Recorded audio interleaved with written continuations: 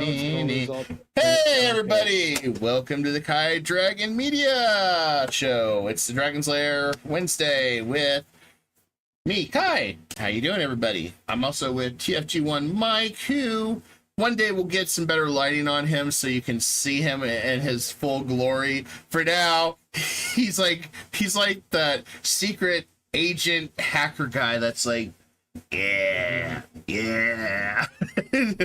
We just need to get him some shades and stuff. But you know what? Since you don't have shades. I have the shades. Oh, okay. Well, there you go.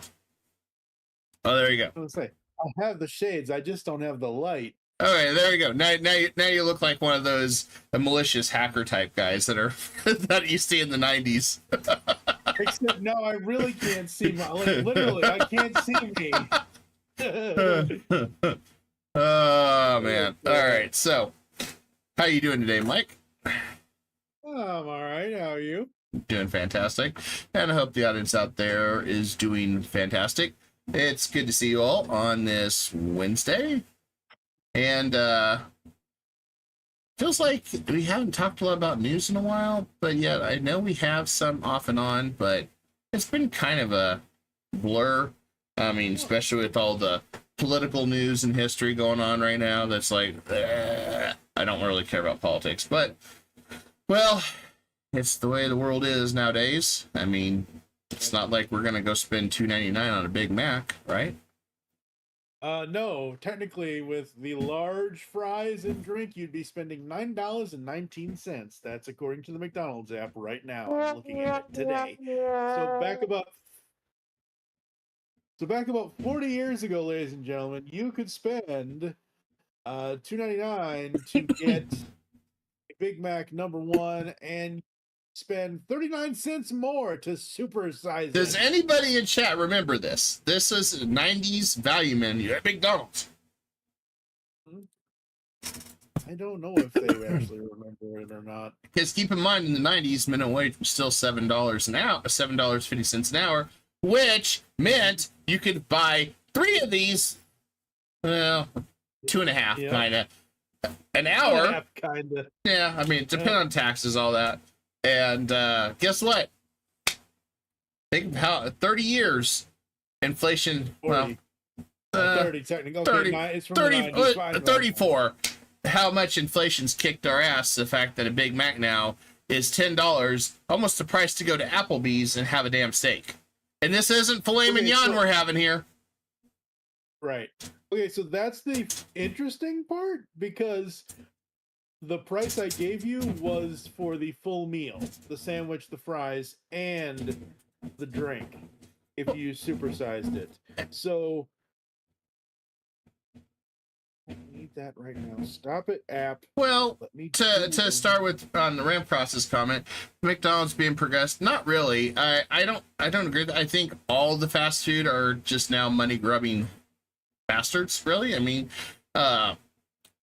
this stuff here that they're serving. Oh, by the way, everything you get now is smaller.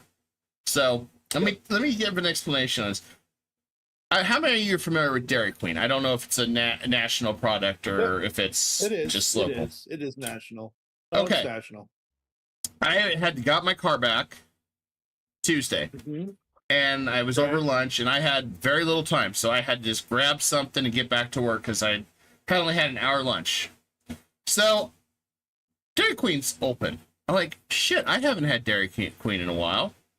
And I go to Dairy Queen drive-through, get a double bacon cheeseburger. And the picture on the menu is just this big, juicy freaking burger that, like, okay, yeah, I could probably cut that in twos. I could cut that in two and, you know, have it later because I'm trying to lose weight. And I get the burger, and it was like $9, and it's this really, really sad, almost a slider size burger. Yeah. And I'm like,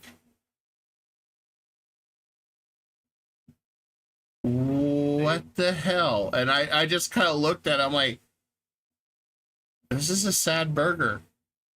This is really sad. It's like crying tears. I'm like, wow. And granted, the food tasted okay. I didn't have any problem with the taste, but I'm like, holy shit, shrinkflation's real. I'm just like, is this a damn beef slider? I'm like, what the hell? And to be fair, even these menus here, which, you know, some of these fast food have been getting sued for this type of stuff. Because when you look at this Big Mac here, you see this big, plump, juicy, hey guys, I'm ready to eat. And you think you could just get your hands around this bad boy and you can just, one of these will fill you up. No, it's another one of those little sad little pieces of meat plus a little bit of bread stacked up on it. And it's like, okay, so even with this image, even with this old ass 30-year-old image, I can tell you there is more bread in the Big Mac than there is meat 30 years ago and today. Yeah. That's the way it's always been. I remember the movie Falling Down with Michael Douglas.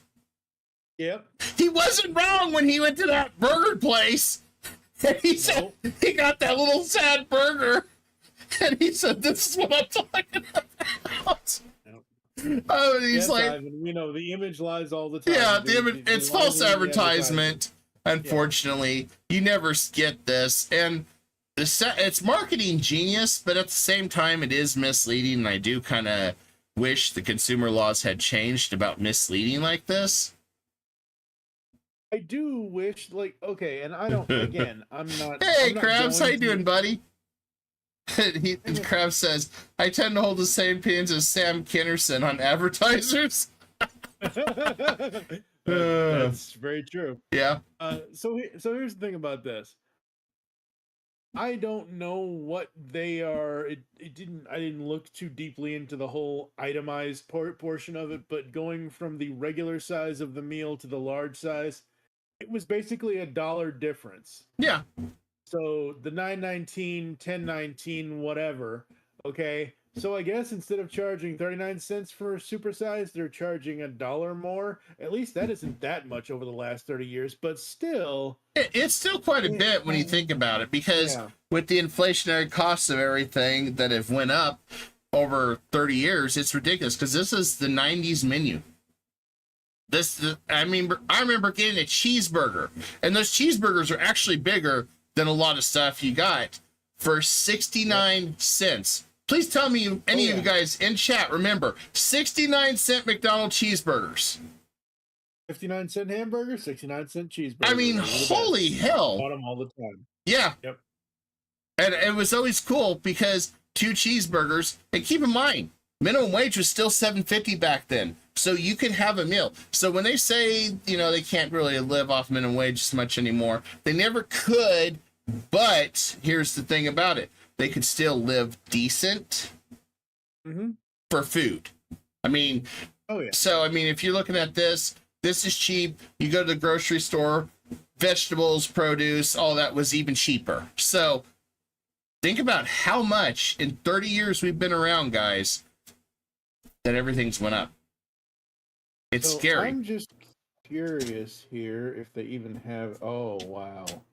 So they don't even have, to my knowledge, they don't, at least on the McDonald's app, at least not from what I'm seeing, so I don't take up too much time of the show.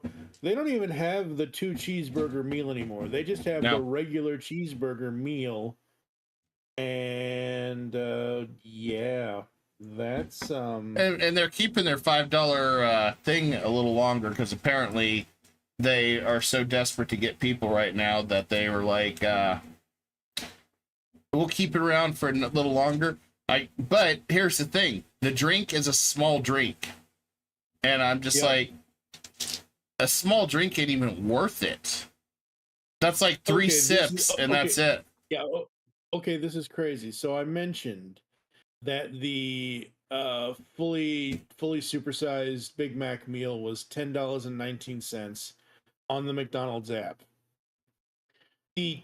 Oh, it is a 2 cheeseburger meal. Okay, it didn't show 2 cheeseburger at first, but it is 2 cheeseburgers. Okay, 2 cheeseburger meal, So you get 2 burgers, a large fry, or medium. So let's just to make sure, because people will. Are you gonna get community noted? Because YouTube's bringing community notes. Are you gonna get community noted? Because Mike, you were wrong. What's wrong with you? Do your research. Okay, so 2 cheeseburgers, medium French fries, and a medium drink. $7.19. It's only literally $3 cheaper than the Big Mac. But yet over here, you could get all of that for $2.99. Are you out of your mind? Oh yeah. Much. Hey, you remember the commercial? I'm sure. I know. $2.99. Are you out of your mind? Yep, out of your mind.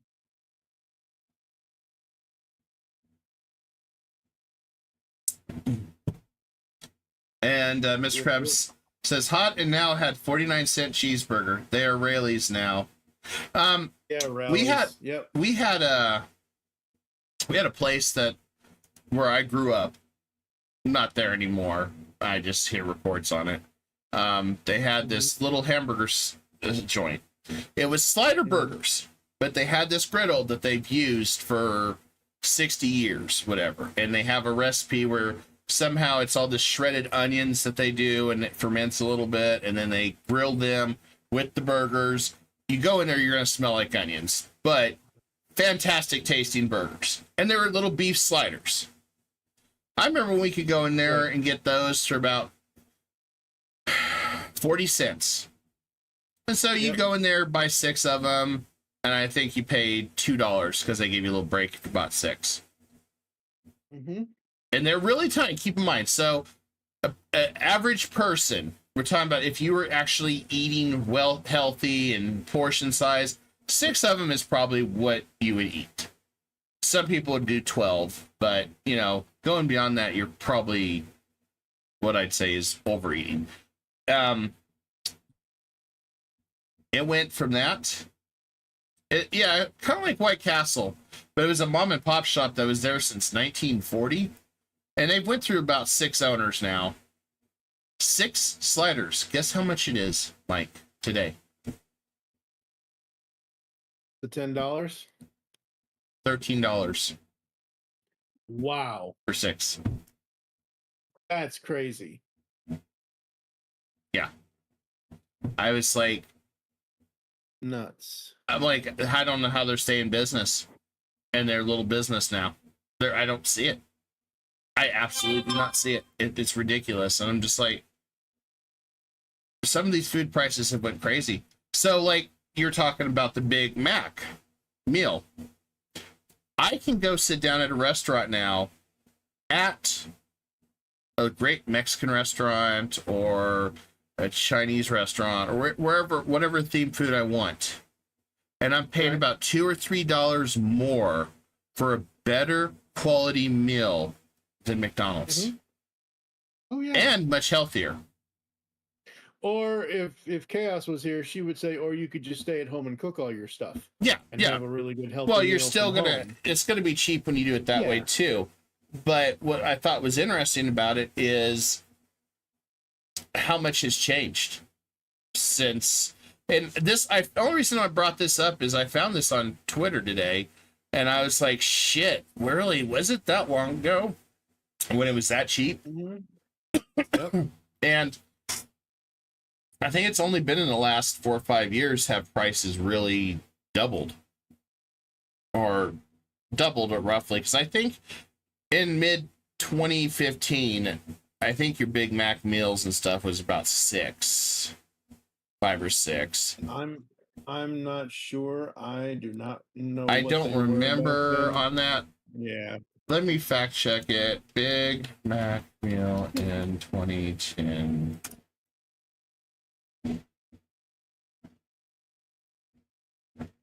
Oh, what did McDonald's Big Mac cost the year you were born?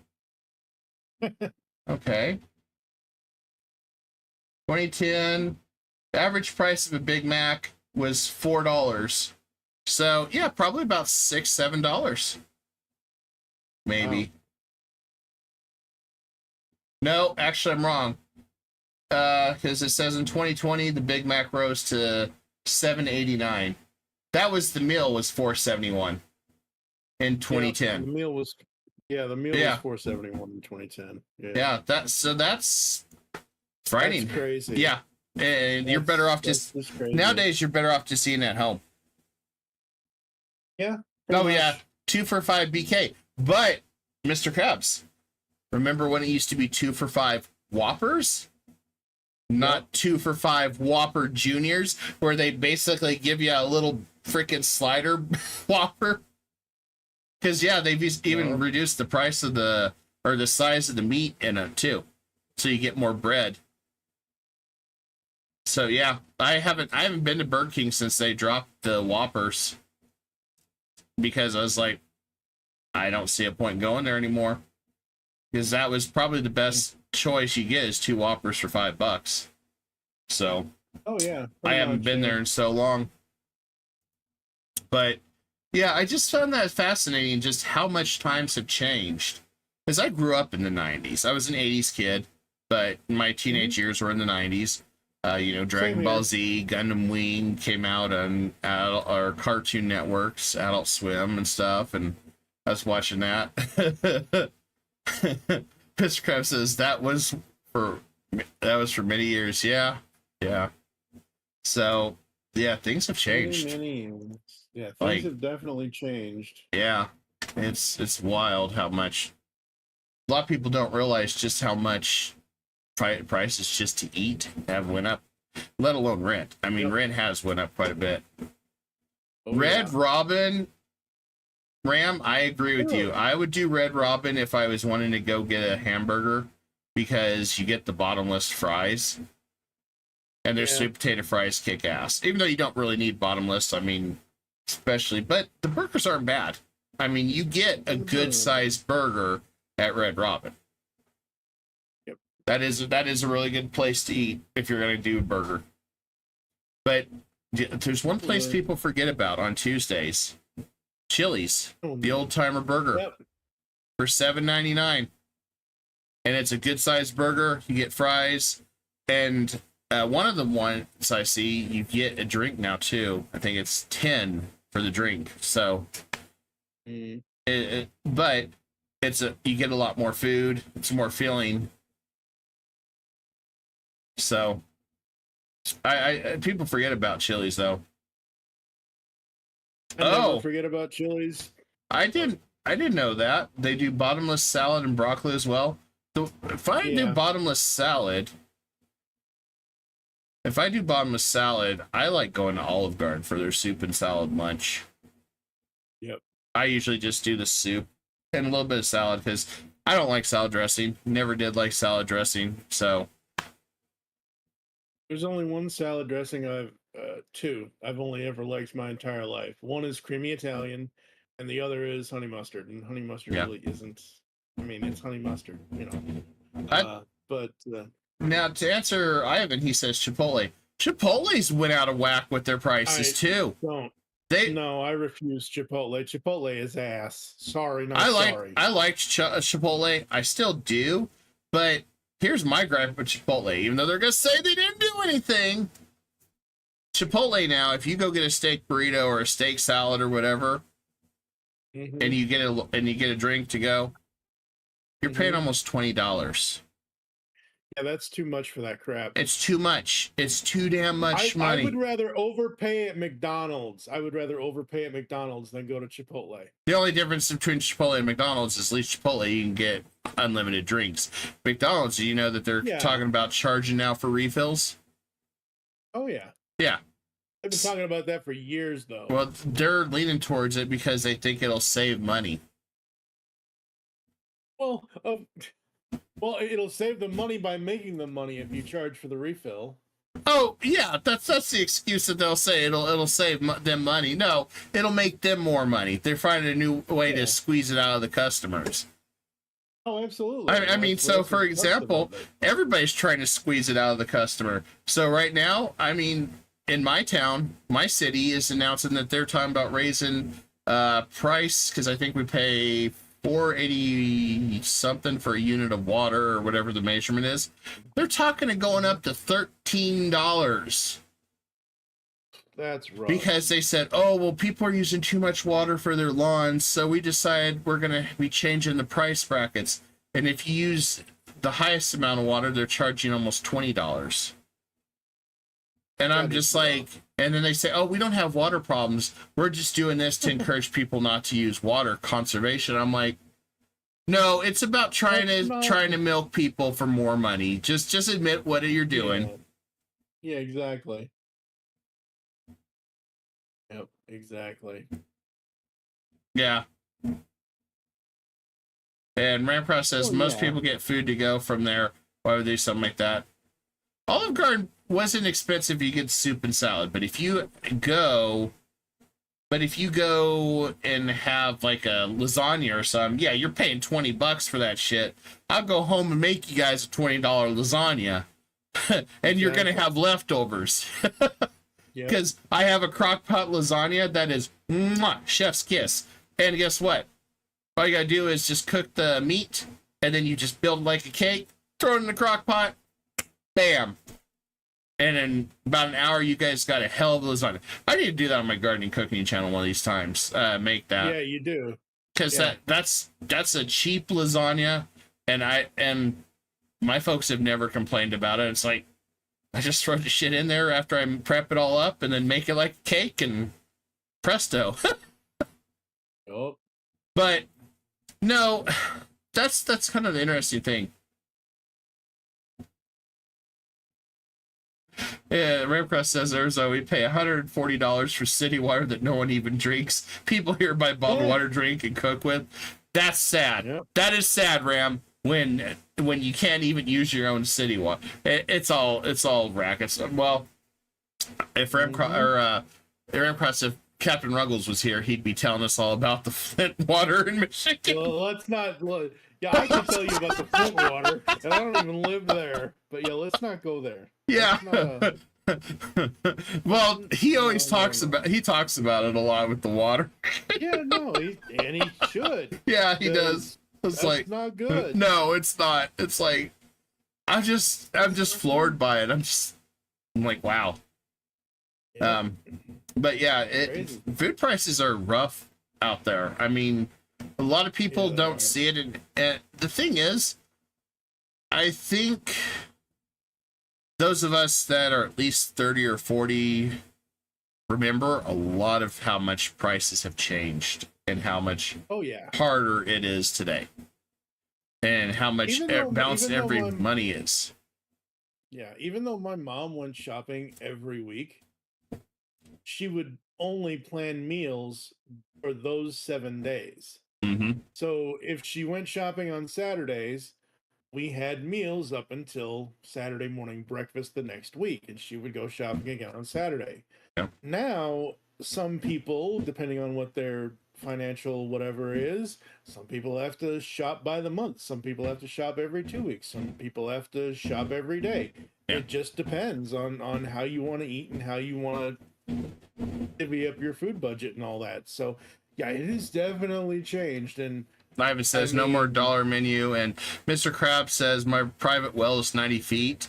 I'm thankful. That's what I want to do. My dream is to get successful at YouTube with my gardening channel and this one. If you haven't subscribed to my gardening channel, definitely check it out. It's Kai Dragon Gardening and Cooking.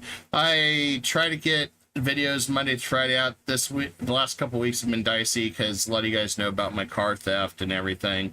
But we're back in business with that. I got 3 videos that I'm in editing right now, so I can get at least some content out this week, and then we'll be back to our Monday through Friday next week on all sorts of stuff. So look forward to that. And then I'm going to try to get some reviews on here. And then let's see. No more dollar stores either. Yeah, Dollar Tree may as well be the $5 tree now, or the $1.50 tree, as some people say. And Ramcross, I eat at home a lot more than hit the buffets twice a month. I do buffets once in a great while. I just like a good sit-down restaurant where I can sit down with the family and talk and stuff like that. And a lot of times, Well, this is why I like Chili's and Applebee's, because they are good sit-down family restaurants. And you know what? I'll go ahead and link this channel. Give me 1 second, guys. I'll put the link in the description if you guys want to check out the gardening stuff. I am partnered up with my mom. She retired in January, and she's been staying at my house, and we've been kind of working together on the gardening stuff just because she loves this stuff. It's kind of neat having 2 generations of gardeners working together. Oh yeah, Chinese buffets are always freaking good. Here is a link to my gardening channel. This is the link to it. So I'll spin that if you are curious. There you guys go. It's a very small channel. We're working on trying to grow that brand. And Nope. but Golden Corral, our last Golden Corral is gone. I was sad. I was really sad about that. But no, what I would like to do is, if I can get to where I'm doing this as in full time, not working my other job, and that's all I do is content creation and talk shows and stuff like that, and I keep building it. I would like to get a house out in the country and build and do like a well, and I want to do a greenhouse. And other thing I want to do is aquaponics, but I want to do it on a bigger scale, because if you're going to try to raise fish, you need to have a bigger area for fish. The reason why everybody fails on it is because they put 2 or 3 tilapia in the bottom, and then they're like, well, I don't have any fish. Well, yeah, no shit. You have to produce big to have more fish. Mm-hmm. And yeah, what about you, Mike? You remember Golden Corral? Oh yeah, That place I was remember them. that was great. Although there is a video out on YouTube somewhere. Look up Golden Corral fights. It happened during COVID. It was like the craziest thing I'd ever seen. It was like tables, ladders. Stupid. It was tables and ladders and chairs match going on with almost everybody in there. And I don't even know what they were fighting over. I think they were fighting over who got the steak. Probably. I was like, what the hell? And Ivan says, I saw someone spend $145 for one person groceries 2 years ago at Walmart. Today, buying the same thing went up about. This is very true. Yeah, it's so very, that's not false. I mean, I go to the store and I spend $200 at Sam's Club. I look at what the hell I got, and most of it's just healthy stuff. But it's like I got very little. Yep. Yeah, that was the thing. That particular pandemic did wipe out a lot of buffets and mom and pop restaurants. I mean, that's you know, we had a lot of good restaurants. We even had one where Harrison Ford would fly to once a year and come here, and they shut down. And it had been around for like 70 years. I was like, I was sad about that. I was like, damn, I always wanted to be there one time and eat and then have Harrison Ford walk in. That was never gonna happen. Hey, it could happen. Because he's been there a lot. He actually does come to my area a lot, but he supports a lot of the mom and pop restaurants here, which is really cool. I mean, everybody says he's a really cool guy. They've also had in the past they had the Fonz, and I'm blanking on his name, and Henry Winkler. Yeah, he's been here too. So. Cool. Pretty cool see it when you see some of those old school actors there. Mm-hmm. So we're gonna change gears just a little bit. So I guess we're gonna go with the stupid first, because the stupid sounds better. I see those eyes rolling, Mike. I see it. Okay, so we're gonna take this off here, and we're gonna go with. So, The Fuck Boom is a YouTube creator here on YouTube that lives in Georgia, the country, and he started the thing called Skibidi Toilet, which was a song going skibbity bop bop, yes, yes. And it was a meme with toilets. And I introduced it to Mike just to show how much he's changed. And it was just joke memes at the beginning where this talking toilets were singing this song, and that was it. Well, about 15 episodes into it, he started turning into battles and stuff between the toilet people and cameras and TV people and all that. So it was interesting, and and he was developing the plot, and so he's up to episode 76 now, and Mike got to see part of 76, and he can see the difference night and day, how much editing this guy does, how much it's changed, and now there's a true plot, there's everything. And this guy went to stardom with a small YouTube channel. He's up to 43 million subscribers, and every video he releases gets almost 20 million views. And because of that success, a lot of people didn't understand why, and it was better storytelling than Hollywood does, or better storytelling than a lot of other stuff does. And let's just say, because of it, Hollywood thinks they're going to capitalize it. So Michael Bay, the king of special effects and over dramatization, like in Transformers, is going to make a Skibidi Toilet cinematic universe. Wait, stop. You did not. You told me they were making one movie. They want to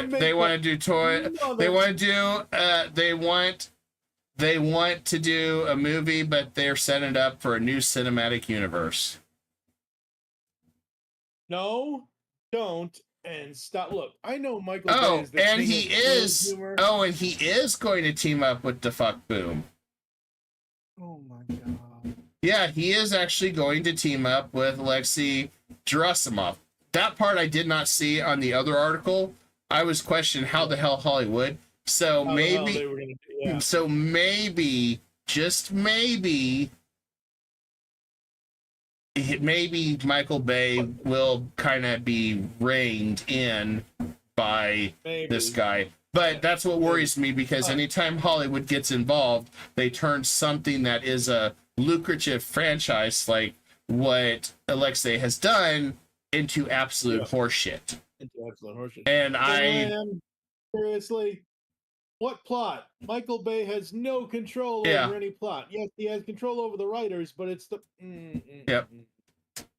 Yeah, Michael Bay is teaming up the Fuck Boom, aka Alexei Gerasimov, to do a Skibidi cinematic universe. Apparently, so Hollywood is getting involved in it. Oh my god. It's going down the poop chute. Yeah. I'm worried about that, because unless the Fuck Boom has, and I'm just going to use his creator name, unless he has full control rights over this and full control over Michael Bay and what he does and keeps his creative license, this is going to end bad. Yeah. This will end very, very bad.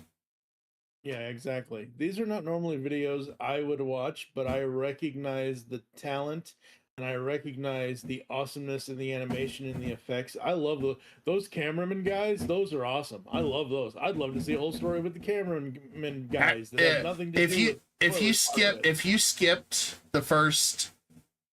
stomach through the first 10 or 15 memes and stuff, then you'd start seeing the whole cameraman, because they actually do have a story and it progresses, and you start seeing as he progresses, he starts introducing a lot of new characters and stuff, and you see a lot more stuff going on. But it's really, really good. I mean, Captain Ruggles said to me, and I started watching, and I was just like, this is interesting. And it was like just a catchy meme, and I'm just like, okay, so it's all memes. And then I got into like episode 15, and I'm like, wow, there's all sorts of battles going on, storytelling, and then You know, he's continued to build the plot and made it really good. And I think it's fantastic. But unfortunately, like I said, it scares me when Hollywood gets involved. There's a chance that this is going to go down in flames because unfortunately, Hollywood is not the same as it used to be 20 years ago or 30 years ago. Hollywood has changed too much, and I'm concerned that they would get rid of it. I mean, they would destroy it. And it's not to mention with live action, that also scares me. Yeah, no. Hollywood as a conglomerate of people that work there, but Hollywood as a whole culture thing, it has changed over the last 40 years, and they would rather steal ideas than try to craft new ones. And also, there's so in this article they do say that he's in competition with Mr. Beast as one of the most popular YouTubers. Well, I'm pretty sure he's going to win that competition now because Mr. Beast's going to be in trouble soon. Can we cover that? We're not going to talk about Mr. Beast. We're not. No, we're not talking about any of that. You can catch the drama on Twitter. I was not going to lead into that segment. That's taboo. That's a taboo. No, it's in Vulture right here. It says that puts these little toilet freaks in the territory of a big league little toilet freak like Mr. Beast, which I probably would not have phrased it that way, Vulture. But way to go. I'm happy you did. Actually, I'm happy they did. Yeah. If I'm not covering that story, you can leave that to Keemstar. You can leave that to Twitter. You can leave it to that. I am staying the hell away from that because I value my channel because that one is too much of a hot button mess. Yeah, that's too much of a hot button issue right now. But no, I thought it was interesting. So. Hey, I was just going for the joke. You're the one that brought it up. I'm just like, okay, he opened the door. So looking at this, it looks like they may try it either live action or they're going to try a hybrid animation live action mixture. Oh, that's not bad. But that actually would be really cool. But it's interesting to see that Michael Hollywood is teaming up. But I just hope he maintains his creative license and control because I'm concerned about that part. Yeah. But the good news, bad news, it's kind of one of those things that's like, I think it's good news for him now that seeing that he's teaming up, but bad news because Hollywood tends a way to screw people over. I just hope he's smart enough to have lawyers, get everything in writing, and make sure he keeps his license. Yep. Because that's the frightening part. Because Hollywood is known to Thanos snap shit away from people. Yeah, very true. Kind of like how they Thanos snapped the quality of DC universe and Marvel universe. Oh well. I mean, DC Universe outside of animation never had any quality anyway to begin with. Oh, damn. Look, the last good... I'm going to say this right now, and people are going to get mad at me in the comments. I don't care. Come at me, bro. The last good DC movie was Batman and Robin. Wow. I'm just waiting for Kai's brain to break. No, I'm not. I'm going to be nice and not chastise you because I want to so bad right now. I can take it. It's all right.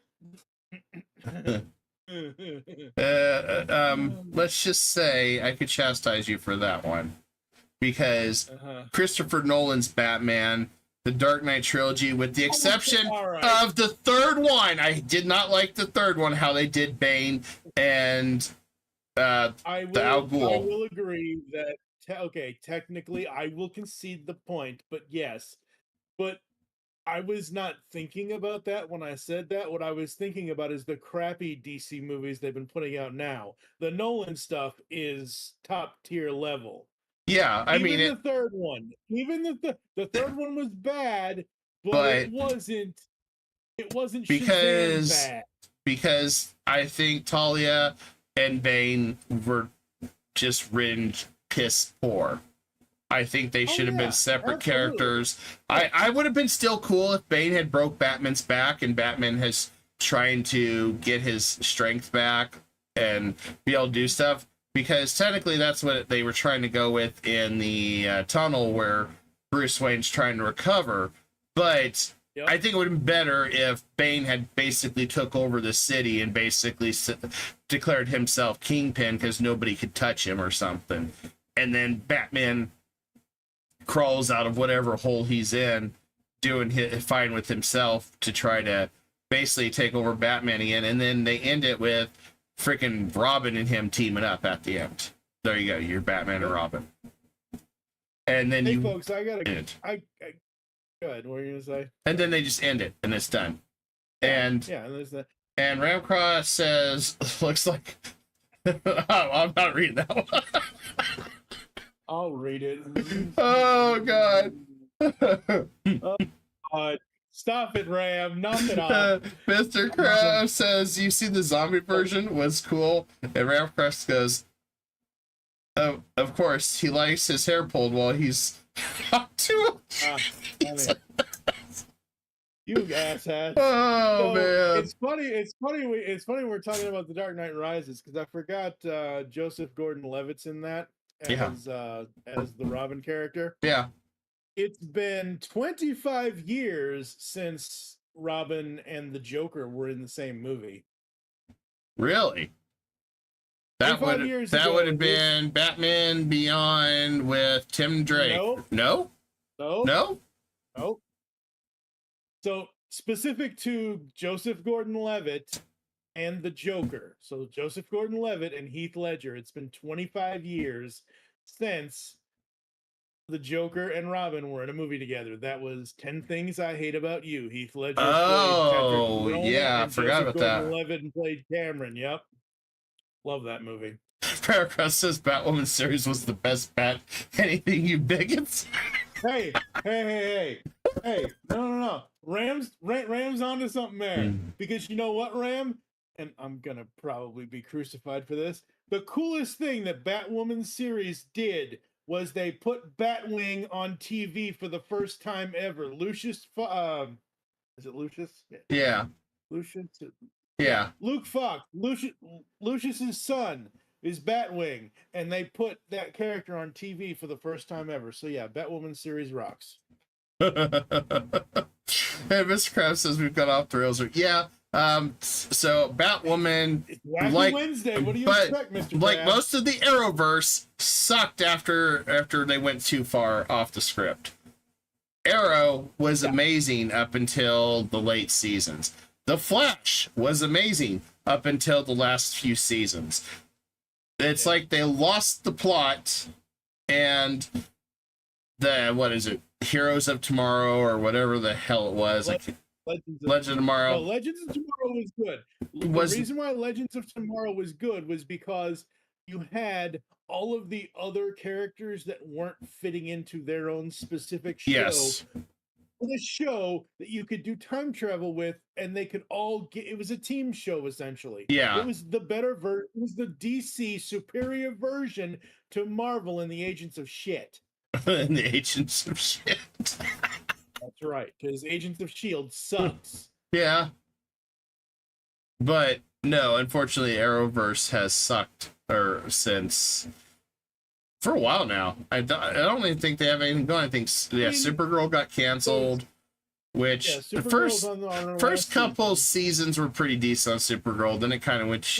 That's the problem. They go on for so many seasons and then they just go right to shit. It's like they changed too many writers. It's kind of like Doctor Who. After Matt Smith, they kind of lost the plot. Now, granted, Peter Capaldi was not bad, but then after that, it's just like they didn't have any really good writers. Which is part of the problem with everything. Although, I've heard rumors that Doctor Who is getting ready to be canceled. Lowest viewership they've ever had because people have checked out. What do you expect? Very true. So, yeah, that's an interesting thing with it all. But I was reading somewhere that they're talking that there could be a DC and Marvel crossover. There might be. Yeah. That would be kind of cool, but I don't think they're going to do it anytime soon. Jake and the Fat Man was better. God, I remember that 80s show. Let's see. Cagney and Lacey, Yep. Magnum PI. Finale. Yep. Let's see. What else 80s movies or shows? Hawaii Five-0. I think that was 80s. Knight Rider, yeah. Wolf, yes. Yep. MacGyver, which went a lot of freaking seasons. Yep. I mean, they knew how to write back then. I mean, you could go. I mean, you could go forever on some of those old schools. Hell, they had 255 episodes of Cheers. Yep. And the thing about back then versus now is that the landscape has changed so much. We are not into, like, at least I'm not. Maybe other people are. But people aren't sitting down to dinners anymore. They're always on the go. They're always on their phones or their tablets or they're this or they're that. And everything now is streaming, whether you watch it weekly or whether you wait to binge it or whatever kind of thing. But the quality's went down too, Mike. The quality has went down overall.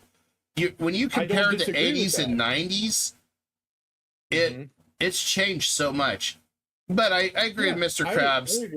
The pendulum will swing right back where things will get better at some point. You may have to, fire a lot of writers and flesh out a lot of the bad actors and stuff. But eventually it will come back at some point when Hollywood's ready to make some stuff. Oh, the Wonder Twins. I remember the Wonder Twins, Justice League. Or not Justice League, Super Friends. Yeah. Super Friends. Gleek. Damn monkey. Yep. So on my back. Apparently I will be doing a review of Deadpool and Wolverine next Wednesday for you guys. So please look forward to that. It'll be an interesting time. I've seen critics giving it a 42. Rotten Tomatoes critics are giving it 92, but a lot of them are just blasting it. And so what that tells me is if the critics are giving it a low score, then odds are the actual viewers are going to absolutely love it. Because remember, when the critics give it a shitty score, 9 times out of 10, the viewers are going to be like, yes, it's good. The last time I cared about any critic's score on anything, Siskel and Ebert were still alive. That's the I don't give a crap. Well, they were the last good movie critics you had back then. True. They looked at it as more art. They didn't look at it from a political or any of that spectrum. They looked at it just, is it a masterpiece? How's the visuals? How's the sound? Yep. The ambiguously gay duo wasn't good enough for me. Jeez, Ram. Nah, I purposely, I don't even know who that would be, but I don't know. But anyway, Space Ghost, Coast to Coast, Space Ghost. Yeah, I remember that one. God, we had a lot of stuff back then. Hell, Adult Swim was good in the 90s and even 2000s. You had the talk shows and crap that they had. Squidbillies, I started watching that finally because I had never watched it on Adult Swim. I'm like, this is not as bad as I thought it was. It's actually funny. I mean, it's kind of like Beavis and Butthead was the 90s. Yep, pretty much. Beavis and Butthead was really, really good. I hope Mike Judge really doesn't bring back King of the Hill, but there's talks about it now that they're all older and stuff, and I'm like, no, please don't. Please don't. Let the legends go, as because I mean they brought back Beavis and Butthead, but I don't feel like it was as funny as the originals. I mean, they were funny, but the problem is everybody's having to tiptoe around comedy now because they're afraid of cancellation and getting ripped into and stuff, because today, something's going to offend somebody. Just by saying somebody's going to be offended, I've already offended somebody, because for some reason, offending is the new norm. It's sad, because I think that's where a lot of art and creativity goes down the shitter, because everybody's worried about it. Where you have greats like an iconic Richard Pryor, which I absolutely love him. He is a freaking legend. God bless his soul. He didn't give a shit about anything. He said whatever came to his mind, and he was hilarious. Mm-hmm. He was hilarious. And yeah, 6th season, I saw that too, Krabs, of Aqua Teen Hunger Force, and it just wasn't as funny anymore. It just, yeah. Kind of like the Boondocks. I liked seasons 1 and 2. When they brought it back and they went to season 3, I didn't find near the humor in it anymore. It's like it just lost the plot and went fucking ass backwards. It wasn't the same for like I used to watch. Probably why they got canceled at some point, but that's the problem with it all. Richard Pryor was a great that didn't give a shit, and I loved his stand-up comedy. He said anything came to his mind, swore, said anything, and that's what comedy used to be about. Just making people laugh, making fun of everything and anything, and having a good laugh about it. And you know what? It's okay to make fun of yourself too. He did that all the time. Yep. I mean, oh yeah. Rodney Dangerfield is another great one. Sam Kinison, which he was taken away from us too early in his prime, because he was freaking hilarious as well. Yeah, Boondocks did predict a lot, Ram. You're not wrong. But yeah, Pryor was the best. His first. Him and Gene Wilder together were freaking amazing. I love them in like Hear No Evil, See No Evil. Great classic with them. They've been in a couple other movies, and I'm blanking on them right now. But they from what I remember, they were like the best friends, pretty much, and they did a lot together. Yep. And so, I mean, a lot of those guys were all about comedy and just making people laugh, and didn't really give a shit. And I think that's why comedy and writing's more strained today, because everybody's worried about pissing somebody off. Yeah, that's true. I think you're held to restrictions because you're worried, well, this person may get mad, this person may get mad, so we got to try to condense it down and close it down. Bertie Mac was another great one. I loved the Bertie Mac show. He was freaking hilarious in that. Even loved one of my iconic morning shows that I watched before school every morning, Fresh Prince of Bel-Air. I loved that whole show with Will Smith from the start to the end of it. It was, and I thought how they closed it out was a great way to go, but it was always funny. And yes, did they hit on some serious subjects? Yeah, but absolutely. They still spun it into comedy too. And oh yeah, didn't really risk offending anybody, because I mean there was a lot of stuff in there. I mean, from the time the ones that stood out to me was like when Will gets shot by the crook, and his cousin Carlton wanted revenge and stuff, and Will lost it on him. And then one of the other ones was I just had the episode. The best moment in that entire show is when he breaks down and talks about his dad, and Uncle Phil just hugs him. Yeah, that's another one. Yep. Yeah, because his dad ditches him again after being there. Yep. Yeah, I remember that one.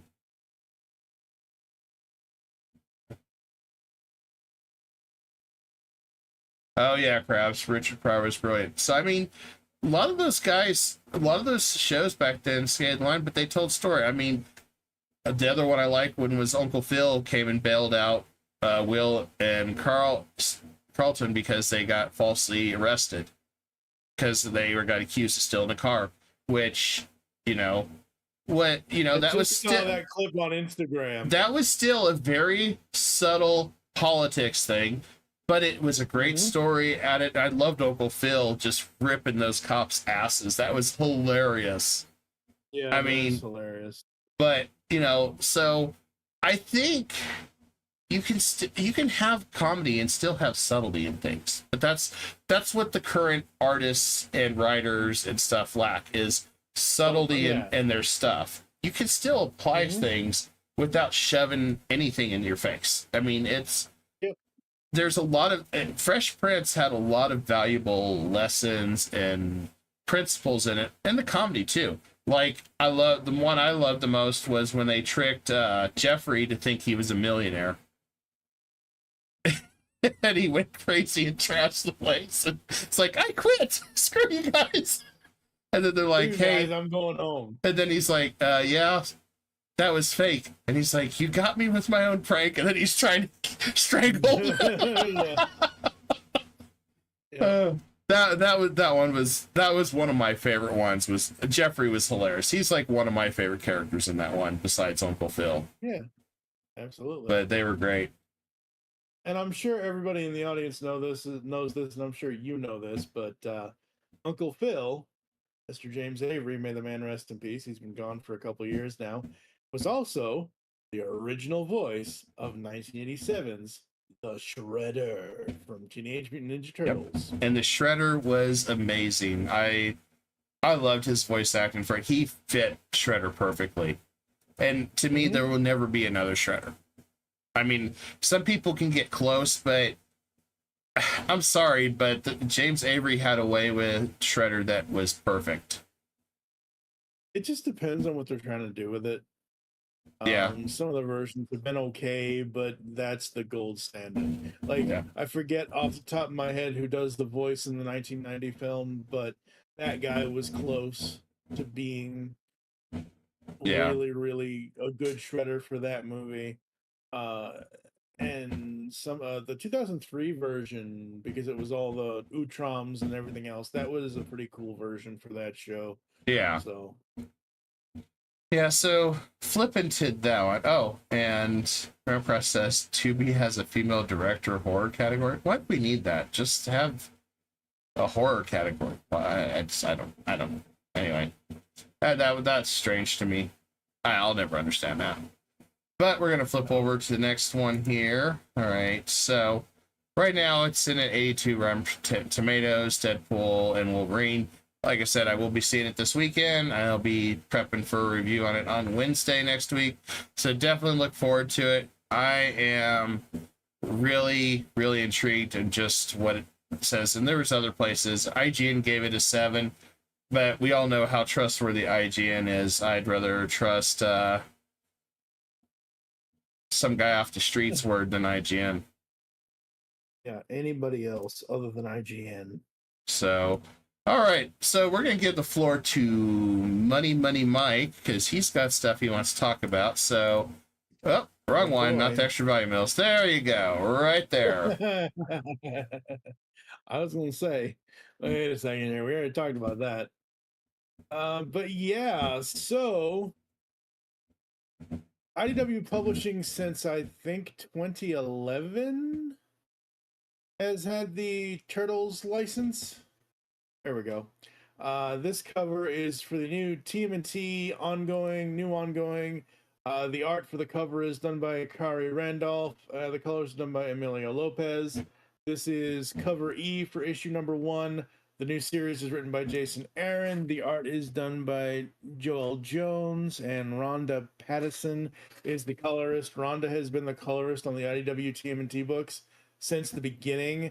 My buddy Joe Reed and I have been discussing and reviewing every single issue that IDW has put out in the last X number of years. I think we've got 8.5 years and just over 60-something episodes covering everything that they've done.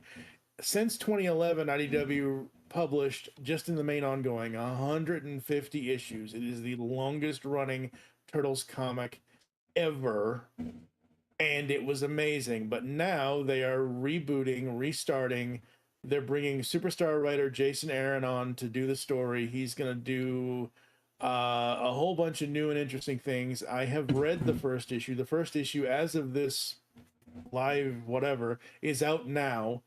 I'm on the IDW Media PR list, so I got a review copy of it about a week ago or so, and I've read it already, and it is really good. And what they're doing with the first 4 issues is a very interesting way to tell the story. Each issue is introducing you to each turtle. So issue 1 is Raphael. Oh God,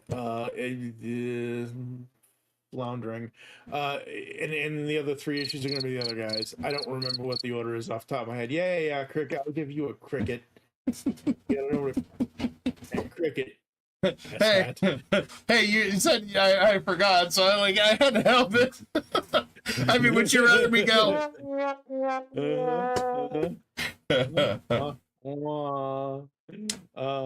no, I've read the first issue. I really dig the first issue. I love the art in it. This is the alternate cover. Like I said, this is cover E for number 1. I like the main cover, the cover A, but I like this one the best because it highlights, and I hope Harry Randolph and Emilio Lopez, I hope they do 3 more of these for the next 3 issues, highlighting each of the other turtles on it, like they're highlighting Raph here. So very, very cool. If you've ever been a TMNT fan, you got to check out the IDW comics because they are so fun and so emotional. It's just amazing. Sorry, I was listening. My alarm was going off on my camera, so I just checking it. Yeah, so I had to install an alarm system too, guys. So I have to monitor it. So for those of you guys that don't, no, Mr. Krabs, no. Wait, you mean Mr. Krabs? You talking about the movie remake? If you're talking about the movie remake, I did not like Michael Bay's Teenage Mutant Ninja Turtles. Jim Henson's Ninja Turtles was the best. I liked 1 and 2. 3 was okay. 3 was okay. Yeah, no, guys, if you're talking about the movie remakes, this is not that. This is wholly separate from all of that.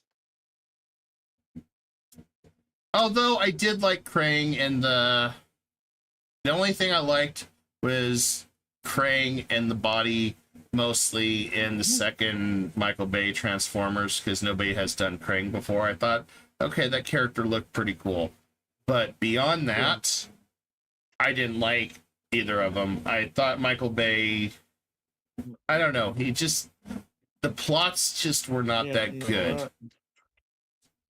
But yeah, no. This has nothing to do with the movies whatsoever. This is all comics. The comics are good.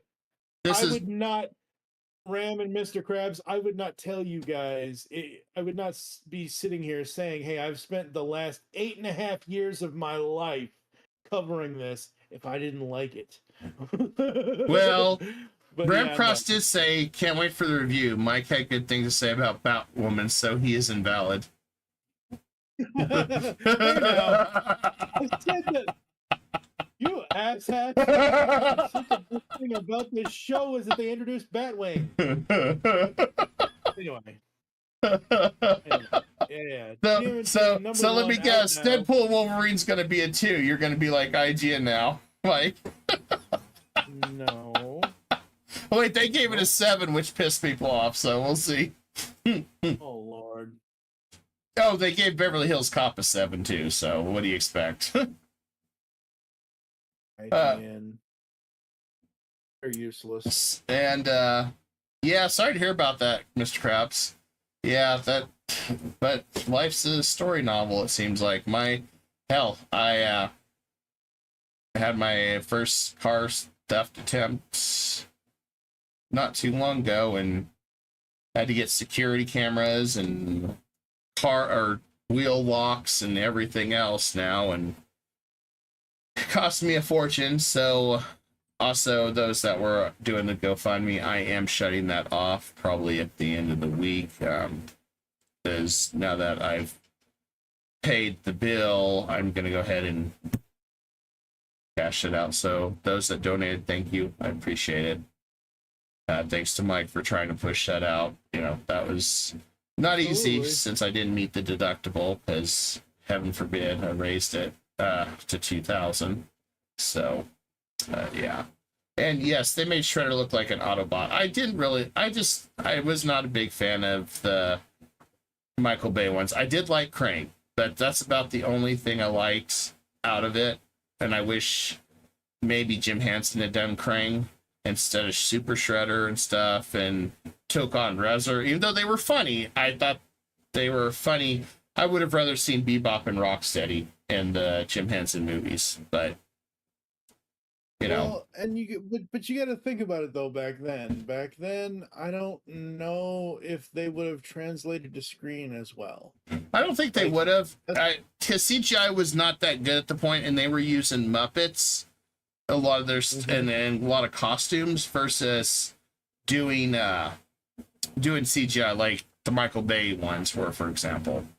And so I think it would have been hard to bring in Krang. It would have been hard to bring in Bebop and Rocksteady, because even if you think about it, how even they fought Tokon Razor, it wasn't heavy fighting.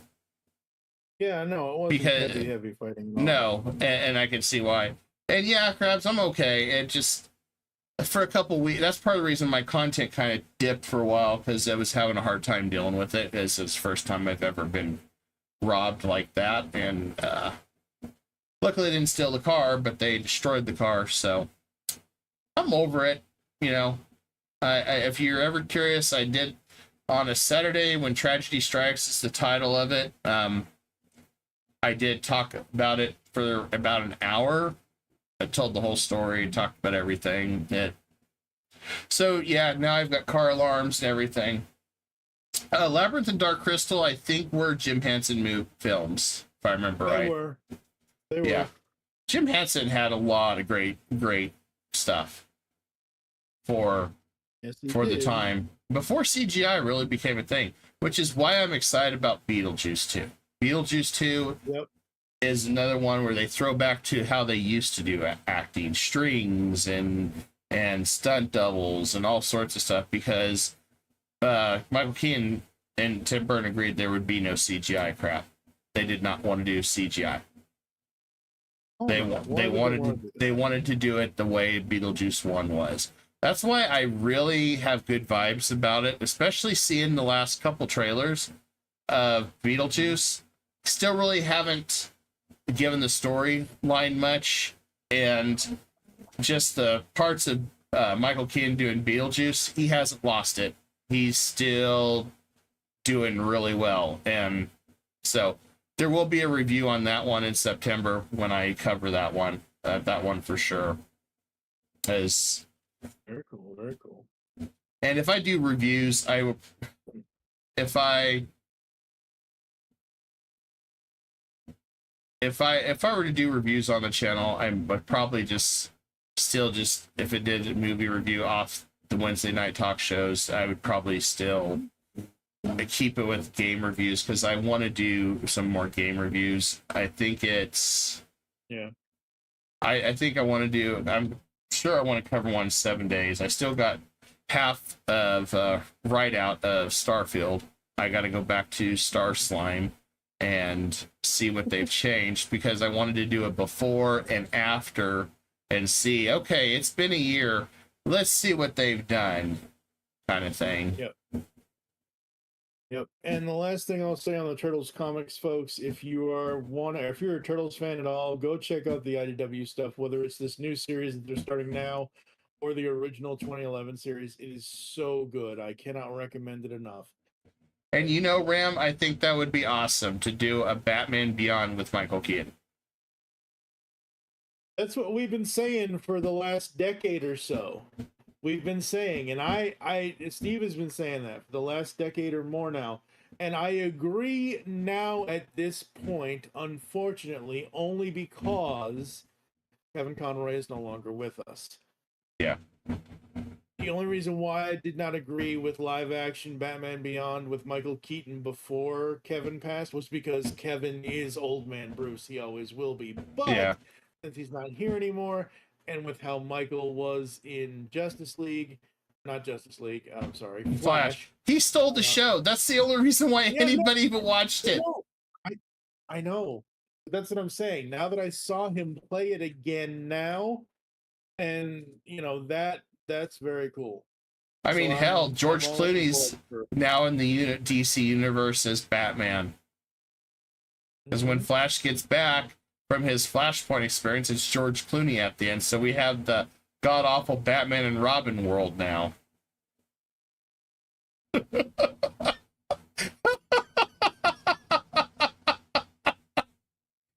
Hey, I'm sorry, but George Clooney was the worst Batman. I don't disagree with that.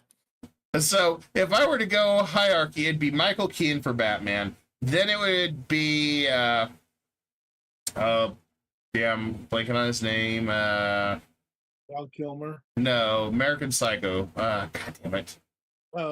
Christian Bale. Christian Bale, and then Val Kilmer. Val Kilmer did not do terrible as Batman. The thing about Batman Forever is that that movie was more of a Bruce Wayne movie than a Batman movie. Batman is in it. He does play the character of Batman well, but because that movie had to do with his parents and the dream doll and the this and the that and the whatevers, it was more about Bruce Wayne, and I think Val pulled off Bruce Wayne very well. Unfortunately, sadly, because of how Val's health is these days, I don't know if he'll ever come back. No, I mean, if I remember right, Val had to use a voice box to even talk in Top Gun 2. Yeah. So, I mean, pretty sure. Sadly, I don't think he's going to be acting anymore. I mean, no, I don't. Val Kilmer was a great actor. Absolutely, he was. And yeah, so Clooney is the worst of all the Batmans. I'll even put him below the dude that did the Batman. Yeah. Even though they're doing a sequel to the Batman now. Oh, there's the Batman universe now because of the Penguin now on whichever service it's on. Yeah, I remember that. Which is funny because I'm interested to see again, crossing universes. You got Bullseye as the freaking Penguin. You got Colin Farrell, who played Bullseye in Daredevil, as the Penguin. Okay, I'm interested. I'm not probably only going to watch the first episode. I'm not going to watch the whole damn series. Danny DeVito was the best Penguin, though. Burgess Meredith, hands down. Screw Danny DeVito. You did not like Danny DeVito's? Oh yeah, okay, but you're talking. Okay, so if we're adding Adam West and stuff, West. Yeah, okay, Michael Keaton, then Adam West. There. Because even though you're kind of grasping straws there, because one is cartoony and one is dark and gritty. Well, yes. Whereas dark and gritty, Michael Keaton and Val Kilmer's were dark and gritty, whereas Adam West was the comic, the biff, pow, oof, flashy, cartoony, which was great. Right. But do you want to see a Penguin that barely takes on the whole Penguin part? Like Danny DeVito took that Penguin part a little too far. A little too dark. And I don't blame Danny. I blame Tim and I blame the writers because it was a dark nightmare universe for that Batman. I think it was a good portrayal. Okay. If you're going into a darker world, that Penguin was great. If you're going with the flashy, then you're right. The other Penguin from the Adam West is really good because of the wah wah wah. Yes. But okay, controversial opinion time, folks, and nobody in the chat's going to agree with me. I know you're not going to agree with me. Okay. If I am ranking the 4 90s Batman movies, it's Batman Forever, Batman and Robin, and then Returns. Only because Returns had too much horror in it, and I'm not a horror person. Wow. Yep. I'm going to throw something at you now. Come on now. Batman Returns was great. the Catwoman with the Michelle Pfeiffer was great. Yeah, The and how of the movie was great. you gotta think they took the 9 Lives pretty serious too. They teased that. They teased that and never gave us. They basically cock teased the entire male populace of 1992. Yeah. I mean, she gave that guy a kiss with like that electricity at the end there. I forgot his name. He was the real bad guy, but it was played by Christopher Walken. Oh, Max Schreck. Yeah. That would be. That is. Yeah, I mean, yes, Batman Returns took Batman and made it even darker. I mean, you had Jack Nicholson as the Joker, and that was dark enough. But then you take it one step further, and it was like a nightmare universe. But nobody's able to replicate that, Mike. Oh no, you're not gonna be able to. And be right back. I gotta shut down the store. I'll let you talk. Well, I'll be right back. All right. So while he's on his little break over here, my biggest problem with crap. Now my brain just shut down. So everybody always complains about the Schumacher films. Well, here's the thing. Wow, I almost called him Tim Drake. Holy crap. Tim Burton wanted to do dark and he wanted to do horror. He wanted to do Edward Scissorhands Batman. Fine. I am probably one of the only people that will sit here and tell you I like the comic book version films. I like the Schumacher films. I like how psychological Batman Forever is. I like how comical Batman sort of and Robin is. And honestly, folks, seriously, I was 17 when that movie came out. The only reason why I wanted to see that movie was Alicia freaking Silverstone in that Batgirl suit. That was it. No, you just wanted to see her ass in that suit, you know. Because I mean, they show that literally in it.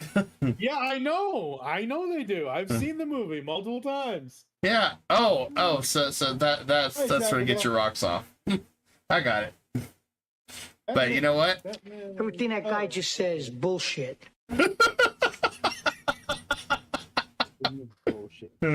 No. So if I were to rate them, it would be The Dark Knight is number 1.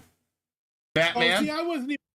Oh, no, stop. You know, I only rank the 90s movies. Okay. Ones out of it. No.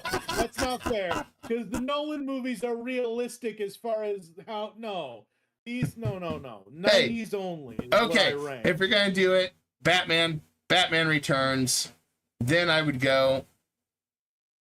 Don't shake your head at me. You're going in order. I know what you're doing. You're going in order because you're going to say Batman Forever and then Batman and Robin last. So you're basically going in release order. Yeah, because you can see how bad it got with every movie.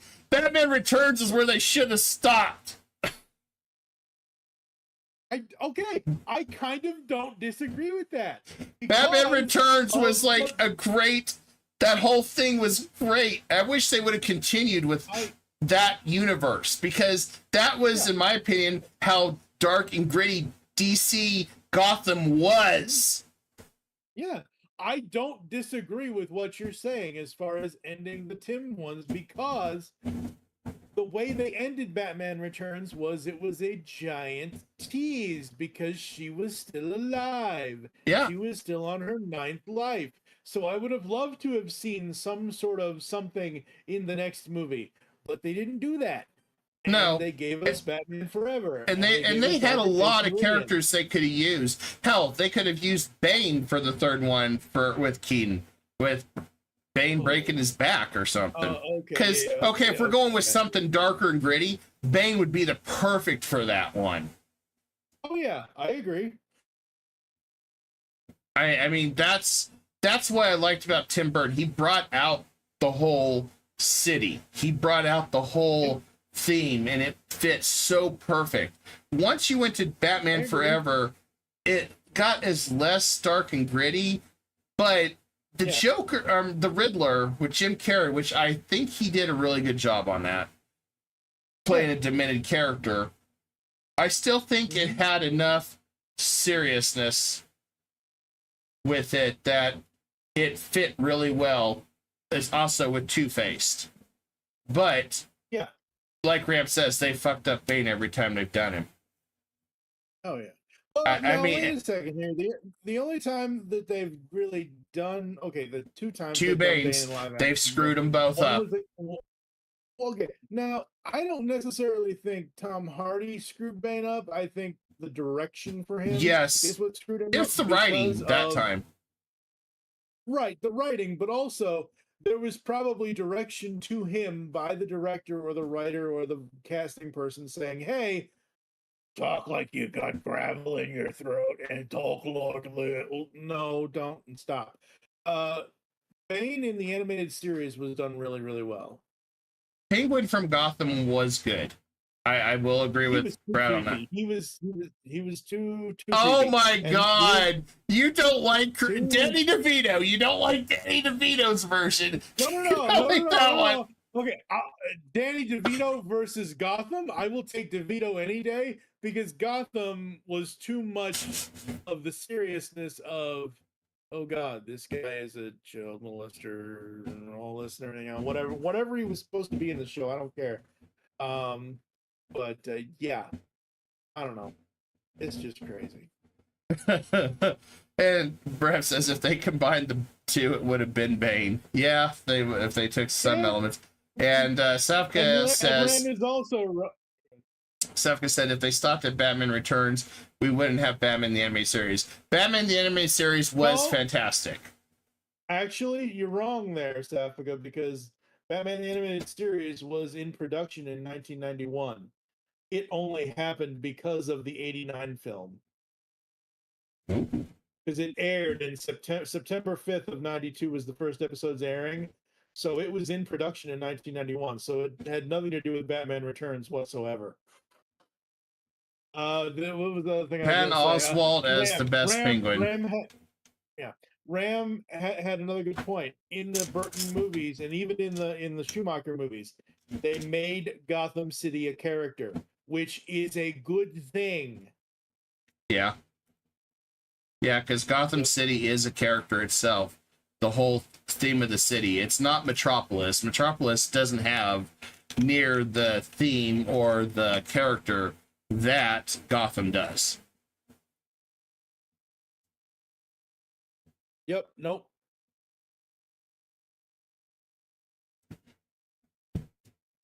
So the specific statement was they should have stopped at Batman Returns. I don't think they should have. I think they should have kept going with Michael Keaton. I think they could have had Bane. They could have had some of the darker characters. Hell, they could have even had Ra's al Ghul.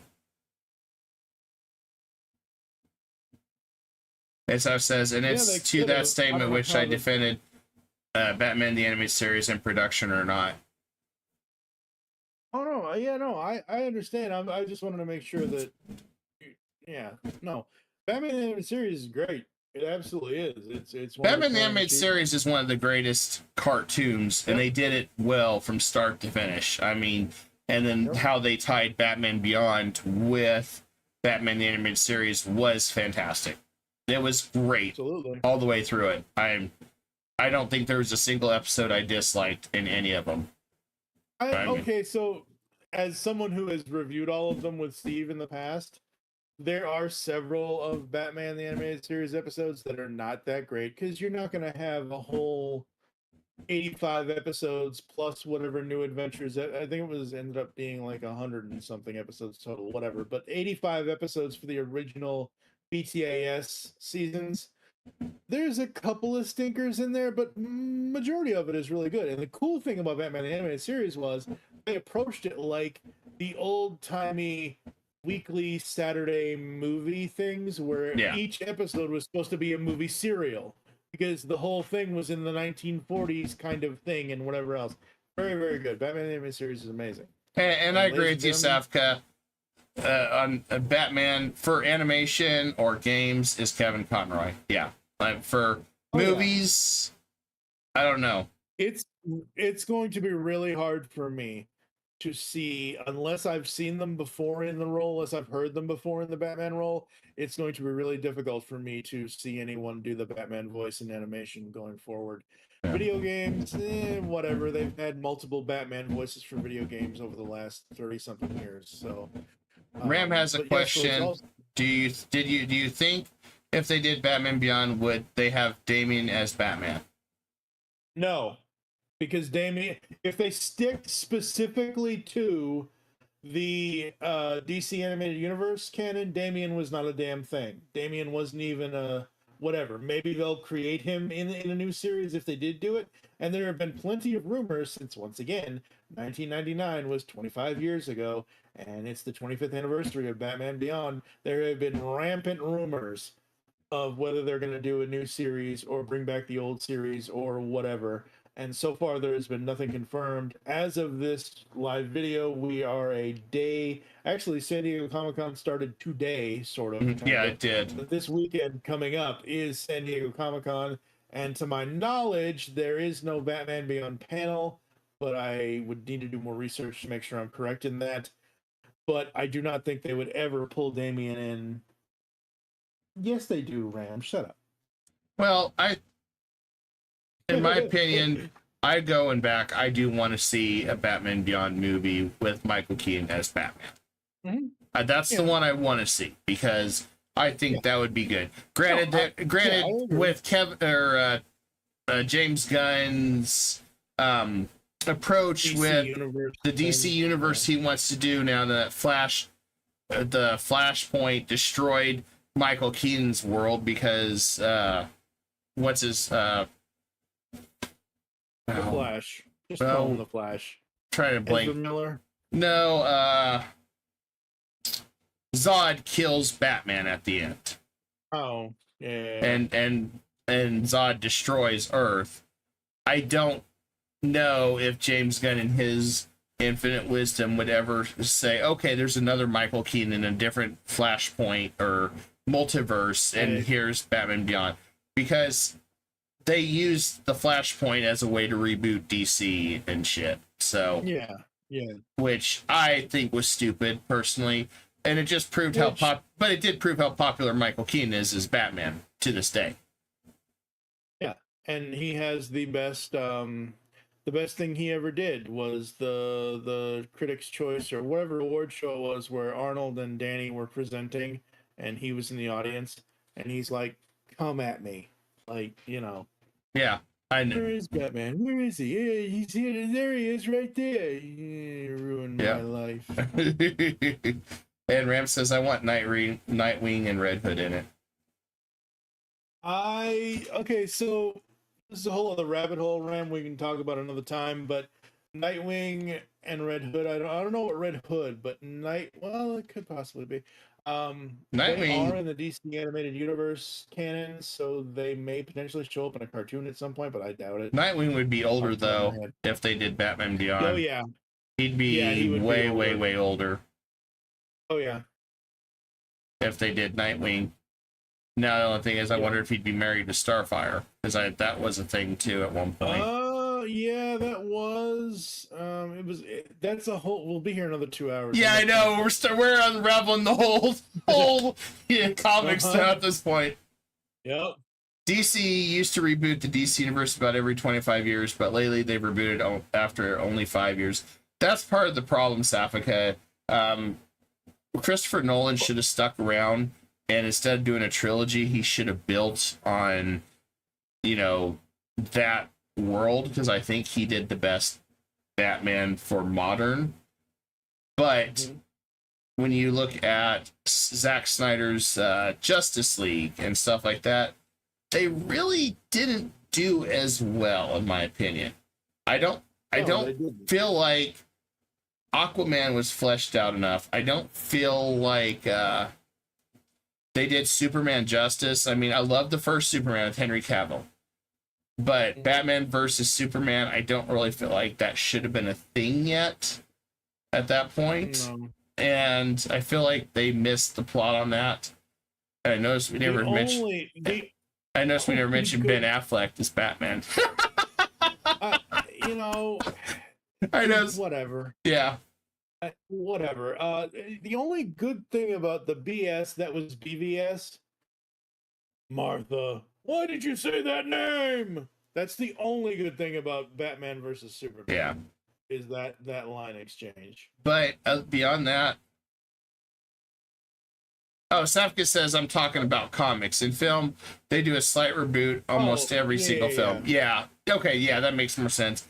But when I'm talking movies, I wish they would have just stuck with a continuity, like how at least Marvel's doing it. But at the same time, Marvel played its cards too soon. They did the Thanos thing too soon, and kind of, in my opinion, screwed up everything. I am a firm believer in that the current state of Marvel, once you name your film Avengers Endgame, there is really no future, like, whatever, but it's one of those things where it is what it is, and whatever else, I'm trying but to there is a rumor that they are going to bring Robert Downey Jr. back as an evil Tony Stark from another multiverse, and he's going to become Doctor Doom, which is not how Doctor Doom was even created, which I'm just like, no, please, no. So, I don't know, but they brought the Russo brothers back to try to save the Marvel Cinematic Universe because they're trying to do another Avengers type thing.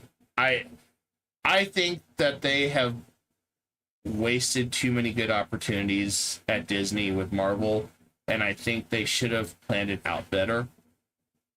I think they got too greedy trying to milk the franchise to death and throw up too many shows and throw up too many different plot points and they should have had it condensed, because the way they did Thor, they did Captain America, and they did Iron Man, they had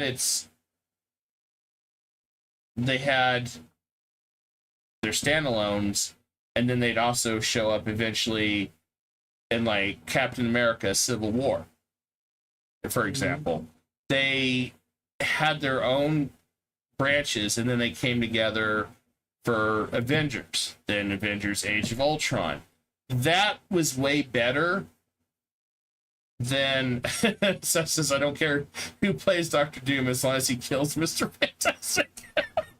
And Safka says, Endgame is for me a tiresome name for an episode or film. Yeah, I honestly feel like that was the worst title for that one, because Endgame to me means it's done. It's ending, going on. And unfortunately, at that point, then you started building up, trying to build up Wanda with WandaVision. You tried to build Loki. You tried to build Ant-Man and the Wasp, and none of those really stuck. The numbers started tanking from the point Captain America, Iron Man kind of went bye-bye. Once those went away, it started tanking. And the only good shows since Endgame for me was Hawkeye, because it was a self-contained thing that kind of pointed you in the direction of, oh my god, the Kingpin is back, blah blah blah. They also pushed back Daredevil. I guess they got nervous about it too. So they're trying to, right now they're trying to do a Deadpool Wolverine, is they are really trying to reboot the MCU. And the thing with it, I saw a lot of arguments saying that people are saying they don't want to see any more Fox actors as X-Men. I don't think really anybody played bad for their roles in the Fox studio. The scripts were lousy. The third X-Men with the Phoenix was just god awful. That one was a lost plot. The only thing I will defend about The Last Stand is you had Kelsey freaking Grammer as Beast, and he quoted the X-Men the animated series, "Oh my stars and garters." That's the only thing I will say about. Oh yeah, well, you're talking a quote. We're talking the whole story. It just didn't flow correctly, in my opinion. The Last Stand was something that probably was just a quick cash grab, and they said, "Oh, let's just throw the Phoenix in and call it a day." And in my opinion, that was the worst thing to do, because they really didn't build that world up. It's like, hey, let's just throw some stuff. the Phoenix to me was something you're going to put in maybe after 4 or 5 movies, and you built up the X-Men universe because the Phoenix is such an integral part of the X-Men lore, with Jean Grey becoming the Phoenix, and then the Dark Phoenix, and then finally back to herself. You have something there that was lost. But but when people are saying they don't want to see the Fox actors, I don't agree with that. I think they did really good for their roles. There wasn't anybody I really disliked as an actor playing their role. It was just bad script. It's kind of like how, you know, sometimes you have great actors, but the script just sucks in a lot of these movies. Because there's too many plot holes and stuff. So, I mean, let's think about it this way. The original version of Deadpool from Origins, Wolverine. That was like the worst Deadpool they ever did.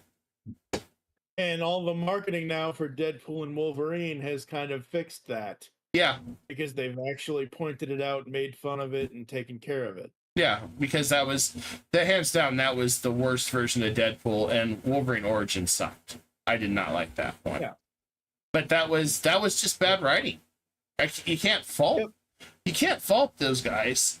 I mean, actors only do what they're told with their scripts. So sometimes it's only as good as the script. And Redcross says they would have to replace Kitty Pryde. Okay. I don't know the lore on the actress on that one, but okay, so I think we've pretty much exhausted our talk. So tomorrow night we'll have a long stream. Captain Ruggles is back in action for one night only because he will be gone all weekend. So with me, Diane, and Ruggles, we'll be doing Project Zomboid. We're going back into Bedford to try to explore it and also maybe liberate it and see what we can do there. Gonna be harder. We've added a lot of new mods to it, so we'll kind of see how things go there. Then winter's coming. Then on Friday and Saturday, what I'm doing will be to be determined. I'm trying to work on pull some strings. Oh, okay. Ram. Yeah, okay, that makes sense. And then Saturday I should have the Dren and Green stream with the Orcosaurus, awesome VTuber, good buddy of mine. So we'll be probably talking about stuff. Who knows? If depending on what me and Orc talk, we may even drag Mike on to BS about stuff, as it's always a good time. Yep. Having these two knuckleheads keeps me busy. Especially this especially this guy who likes Batman and Robin. Really? Wait a minute. So really? Batman and Robin? Really? Look, chill out. I like the actress and the way she shut up. So if you like having the three of us around, then I guess technically Knuckleheads means we're the Three Stooges, right? So who's Mo, who's Larry, and who's Curly? Well, I don't know. That's right. I don't know. Put that up as a poll. Yeah. Well, because I'm bald, I'd probably be Curly, unfortunately. Well, what are you saying? Bald. Yeah. That's right. All right, guys. Thank you for watching, hanging out, and also, since Mike forgot, I'm going to remind they do have a new website at geekcastradio.com. Because for some reason he forgot, so that I have to remind him. I didn't forget. Hey, you didn't mention mention it tonight because you said you were going to. So I said I was going to. I was waiting for you to. Wow. geekcastradio.com, all new. Check it out. We've got a whole new layout, something we've never done before on the layout. So very, very cool. All thanks go to Steve Megatron for the website design. Go check it out. We've got 15 years of content over just under 4,000 podcasts. And even got me on some of their shows talking. Yep. I've been on a few of them. Yep. All right. With that, everybody, you have a wonderful night, and we'll see you tomorrow, hopefully, from Project Zomboid. With that, good night. Good night. that's out. And make sure all these tabs aren't screwed up.